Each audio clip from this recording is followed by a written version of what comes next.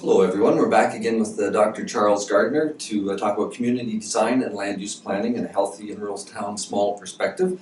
And just to mention that Chuck has often been participating in OPPI conferences, OPPI being the Ontario Professional Planners Institute. He's often been at the conference as a keynote speaker and a panel speaker and just a real... Sometimes just an attendant. And just an attendant, just a great contributor to the profession. So again, we appreciate the perspective you bring as a medical officer of health to that discussion. And again, the topic of community design and land use planning for planners in the audience is of course key to what we do in so many different kinds of ways. Trying to think about the configuration and the organization of communities, how they're structured, how people get around within those communities, where they live, where they work, how they travel, all of those things which are so key. What I find really interesting, and I've observed over my career, is the increasing involvement and willingness of public health to become involved in that discussion.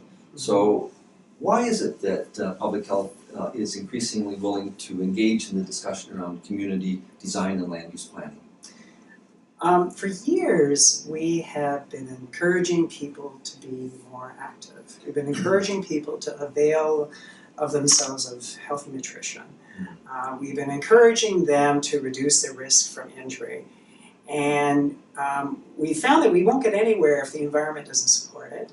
And in more recent years, we've become acquainted with planning, the planning process, the planning profession, and the opportunity to make it easier for people to actually follow our advice.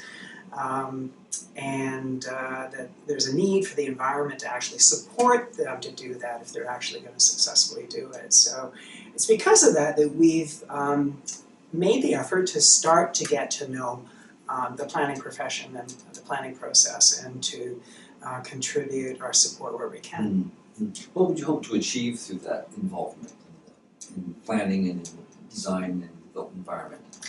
We would hope to lend support to planners as you create communities over time that would make it easier for people to live healthy lives. We're in the midst of an obesity epidemic. We most commonly die from chronic diseases or suffer from them for years before dying from them.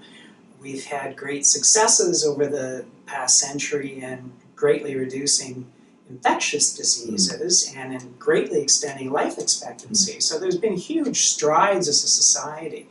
But there's great opportunity to become that much healthier, that much better off.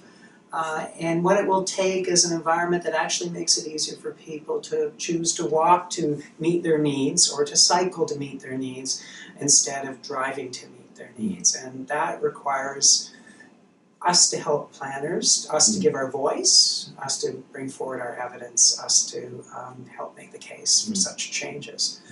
What's interesting is the screen behind me is actually off the Muskoka, Simcoe Muskoka Health Unit, and it's a slide on built environment, and again that's on your website. So It is. And I know people probably can't see the details of that image, but there's certain things I see there, and again that's more of an urban context, but what would be some of the things that you would look for from your perspective that could contribute to that healthier space? We would want, I think, things that are very familiar to the thinking of planners. So building communities that are complete, communities that are more compact, communities that are more connected, the kinds of things that enable active transportation infrastructure, that enable people to be able to access destinations of interest, to be able to access the services, the education, their work within a commutable distance by public transit or by walking or by cycling, or be able to meet their needs within a close radius of where they are safely, right? That would be more of the characteristics that we would advocate for based on mounting research that demonstrates a link between that kind of design and a reduction in chronic diseases, an increase in physical activity, an improvement in air quality, and a reduction of injuries. So I know that sounds more like an urban environment, right? So then the challenge would be, how do you translate that? Yeah. And what of that can be transferred in terms of thinking and planning to a more rural environment? A great question, Yeah. because if I think of small towns like Goderich or Orangeville, is that many of those items that we might consider for larger urban spaces equally work, I think, in many of those. I'm sure they do. And the challenge is, as you go down in scale, all the way to the individual farm and the dispersed rural population, what might some of these things mean? So we'll come back to that, perhaps more on one of our subsequent sessions. But you use three words I want to just explore a little bit further in terms of defining a community. You referred to complete, compact, and connected. So you can just unpack those three terms a little bit further? What to you a complete community would mean from a healthy community perspective? So those are certainly terms that we've learned from planning, actually. So that as we go forward in our journey in public health, we seek to understand the frame of reference of planners, the language of planners, right? So they're terms we've learned from yourselves. And my understanding of a complete community is a community in which the full range of services and retail and education and green space and residential are close to where people live. And no matter where you live in the community, those things are a short distance, a walkable distance, cyclable distance from where you live. So that would be your complete community, many destinations of interest within where everybody lives. A compact community would be of higher density. So instead of individual housing with a lot of space and yards and such, you're looking at more in the way of multi-unit dwellings. And you're looking at some degree of high-rise at least, more than one floor to your structures. And that would go, I think, to some degree with complete, in that you could very well have a landscape setting where you've got shops and destinations of interest that are on the ground floor and then housing above it, right? You've got some of the new urbanist environments that reflect that, but also very traditional old neighborhoods would reflect that kind of design. And then your connectivity, of course, means that you've got a way to get from where you are to where you need to go that's fairly direct, right? So you have more of a grid pattern to a community, not isolated looping neighborhoods with one way out of the entire neighborhood where all the traffic has to come together and leave. You know, if you have it as more of a grid, there's not that concentration of traffic that's happening, and people therefore have more options to get there on foot. There's more direct routes to go any particular location because it's connected. I think we've all probably seen those communities that they may very well be rural or small town, and the lots are so big that it's almost like you're lost within the space in a certain way, so it's bringing more attention to the quality of the space, I think, that exists as well, isn't it? I totally agree. You want to be maximizing the value of the space for everybody. And you also use the word connected, which I think is probably self-evident, but any thoughts on that? The ability with design to get from one location to another. So more of your grid pattern, not your loops and lollipops with a single conduit out of the neighborhood, but the way, multiple ways to get from one location to another, more straight line ability to get from one location to another, because that enables once again the active transportation, the walking, the cycling. It means you don't go at such a great distance that you're not going to walk it. Right? There is a limit to how far people generally are willing to walk, and there's a limit to how far they're willing to cycle, even if it is made safe, and even if it is appealing in other ways. If it's too dispersed, or if it's too disconnected, they'll default to the drive. Do you have any favorite examples that capture the built environment having been done really well from a design and land use perspective? Perhaps something in your jurisdiction, or anything that you can think of, or examples? When I think of many smaller communities like in my jurisdiction, they're always the traditional part of the city, the old part of the city before before the war, before the Great Wars, the early part of the 20th century, or shortly after the Second World War. They're more right downtown, right by the lake.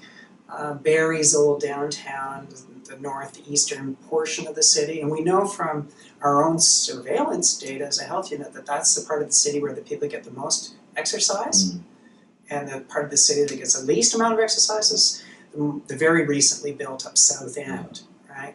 And their designs are utterly different from each other, right? So those traditional places have more the characteristics that I've described. So you'll see that in like the downtowns of Midland or Collingwood or Wasaga Beach or in Gravenhurst, right? Those parts of the community conform better to what I'm speaking of. And I think the challenge for us is to identify newly built places that conform to that. And I'd say that I'm not aware of any that are newly built that look that way. I'm aware of some very good plans now that would conform to that once it's built. I'd like to think that we had a hand in advocating for that. But I can't actually identify something newly built in our area that would conform to that as yet. There is some retrofitting that's starting to take us in that direction, but the most appealing design is really the old stuff here in Simcoe, Muskoka. I can think of some interesting examples that I've become aware of in the city of Toronto, and that is through OPPI conferences, or some planners have introduced me to particular parts of the city that have changed over time, or were deliberately built in that way, or reconfigured in that way, like St. Lawrence neighborhood, for example. Came out of thinking from the 70s in which they took lands that had been more in the way of industrial use and deliberately made them in a new urbanist approach. So they have those qualities that I've spoken of. And I attended a conference of the Urban Land Institute very recently, in which we went to Regent Park and saw how they rebuilt that neighborhood to be permeable now and much more complete. And so those are examples, but they're in the city of Toronto. They're in the most sort of cutting edge, actively being built up and rebuilt part of the province. And I guess that's where you're more likely to see a renewal of things that's going in this direction. Sounds like a good challenge for our students to try to think of the communities that they're familiar with. Think if they can think of areas that capture some of these principles connected to design and land use planning in a really good way. Anything else you'd like to offer related to this topic? I think that this is just a topic that has so much potential for good. I mean, we talked about its importance to health, but what really strikes me as powerful about it is the kinds of changes that we would position are the same as what people in sustainability movement would want. With regards to a reduced carbon footprint, right? And there's also economic reasons for wanting to go into that direction. We know that we lose a great deal of economic productivity in the time tied up in commuting, right? And we know that we also lose a lot of social capital, people's availability to become supporters of their community and services in their community and volunteerism in the community or civic involvement in the community is reduced when our time is all tied up dealing with difficult commutes that are the result of design, really. One of the great challenges of our time is climate change. We know that we are part of the answer to dealing with that great challenge is design, is planning of communities itself, both from an adaptation point of view, being prepared for changes in weather patterns that'll challenge the structure of our communities, will challenge us with adverse weather events and the potential for flooding, and what do you need to do to be prepared for that. But also, design helps reduce our carbon footprint. So to me, it's a rich and powerful topic that is the key to solving many of our challenges as a society.